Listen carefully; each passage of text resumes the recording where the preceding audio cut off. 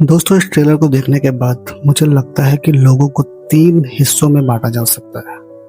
पहले वो लोग जिन्होंने ट्रेलर देखने से पहले ही तय कर लिया था कि उन्हें इनकी तारीफ करनी है या बुराई। दूसरे वो लोग जो हर फ्रेम में केवल कमियां ढूंढने आए हैं। और तीसरे वो लोग जो सच में फिल्म को लेकर उत्साहित हैं और बिना किसी पूर्वाग्रह के इसे समझना चाहते हैं। सबसे बड़ा सवाल यही उठ रहा है कि ट्रेलर में रावण को भगवान श्री राम से ज्यादा स्क्रीन प्रेजेंस देकर ग्लोरीफाई किया गया है। मुझे व्यक्तिगत रूप से ऐसा बिल्कुल नहीं लगता। कई बार ऐसा होता है कि किसी अभिनेता की पर्सनैलिटी और ऑरा किसी भी साधारण दृश्य को बेहद प्रभावशाली बना देता है। इसका मतलब यह नहीं है कि फिल्म उस किरदार को महिमा मंडित कर रही है। मेरे हिसाब से ट्रेलर को फिल्म की घटनाओं के क्रम में एडिट किया गया है, यानी जो घटनाएं फिल्म में पहले होंगी ट्रेलर में भी उसे पहले दिखाया गया है। इसलिए रावण की एंट्री पहले दिखाई देना पूरी तरह सिनेमैटिक निर्णय हो सकती है। और फिर जब महाराज दशरथ की भावुक आवाज में राम सुनाई देता है, उसके बाद भगवान श्री राम की शांत, तेजस्वी और दिव्य एंट्री होती है। यही कॉन्ट्रास्ट उस एंट्री को और भी ज्यादा प्रभावशाली बना देता है। अगर शुरुआत में ही श्री राम को दिखा दिया जाता तो शायद वही प्रभाव नहीं बनता जो ट्रेलर आखिर में छोड़ता है। इसलिए जो लोग सिर्फ ट्रेलर देखकर कह रहे हैं कि ये रामायण नहीं रामायणन है, शायद वे बहुत जल्दबाजी में निष्कर्ष निकाल रहे हैं। ट्रेलर में कई ऐसे दृश्य हैं जो इसकी भव्यता दिखाते हैं। विशाल युद्ध भूमि, स्वर्ग जैसे लोगों की झलक, पुष्पक विमान, दिव्य अस्त्र शस्त्र और विशेष रूप से ऐरावत की झलक लोगों का ध्यान खींच रही है। कुछ लोग तो यह तक कह रहे हैं कि ऐरावत के लिए असली हाथी का इस्तेमाल होना चाहिए था।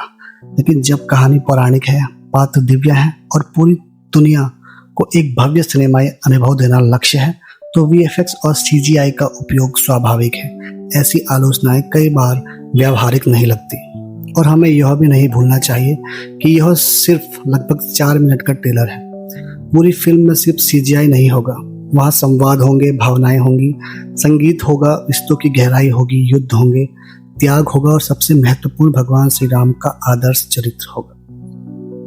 कुछ दृश्य ट्रेलर में हल्के लग सकते हैं, लेकिन यह भी संभव है कि उन्हें खास तौर पर 3D और बड़े आईमैक्स स्क्रीन पर देखने के लिए डिजाइन किया गया हो, जहां उसका वास्तविक प्रभाव महसूस होगा। एक और बात जिस पर चर्चा हो रही है वह है रावण का प्रस्तुतिकरण।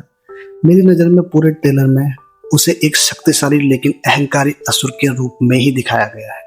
उसका उद्देश्य डर पैदा करना है, ताकि अंत में जब उसका वध हो तो दर्शकों को न्याय और विजय का अनुभव हो। अगर लोग उसके किरदार से प्रभावित हो रहे हैं तो यह फिल्म की नहीं बल्कि अभिनेता के प्रभावशाली अभिनय और स्क्रीन प्रेजेंस की भी वजह हो सकती है। एक दमदार विलन होगा, उसे ग्लोरीफाई करना नहीं होता। सबसे बड़ी बात, इस स्तर पर रामायण जैसी महान कथा को पर्दे पर उतारना बेहद कठिन काम है। करोड़ों लोगों की आस्था, उम्मीदें और भावनाएं इससे जुड़ी हुई होती हैं। ऐसे में हर फ्रेम, हर संवाद और हर किरदार की जिम्मेदारी कई गुना बढ़ जाती है। इसलिए इस प्रयास की सराहना भी होनी चाहिए। नमित मल्होत्रा पहले से ही हॉलीवुड में एक सफल नाम है। इसके बावजूद उन्होंने अपनी तकनीक, अनुभव और संसाधनों का उपयोग भारतीय संस्कृति और सबसे महान महाकाव्य रामायण को वैश्विक स्तर पर प्रस्तुत करने के लिए किया। यह अपने आप में गर्व की बात है। इतना ही नहीं, बॉलीवुड के इतिहास में पहली बार किसी भारतीय फिल्म को अंतर्राष्ट्रीय स्तर पर इतने बड़े पैमाने पर रिलीज करने की तैयारी की गई है, जिसमें दुनिया भर के बड़े प्रीमियम स्क्रीन और आईमैक्स फॉर्मेट पर भी खास फोकस रखा गया है। यह भारतीय सिनेमा के लिए एक महत्वपूर्ण कदम। बाकी यह सिर्फ ट्रेलर है, असली फैसला फिल्म रिलीज के बाद ही किया जाना चाहिए। फिलहाल मैं इतना ही कहूँगा कि जल्दबाजी में किसी निष्कर्ष पर पहुंचना सही नहीं होगा। यह मेरी व्यक्तिगत राय थी। अब आपकी क्या राय है?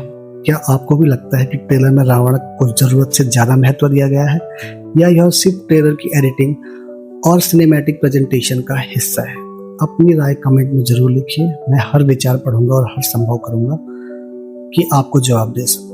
तब तक के लिए धन्यवाद दोस्तों। मिलते हैं अगले वीडियो के साथ।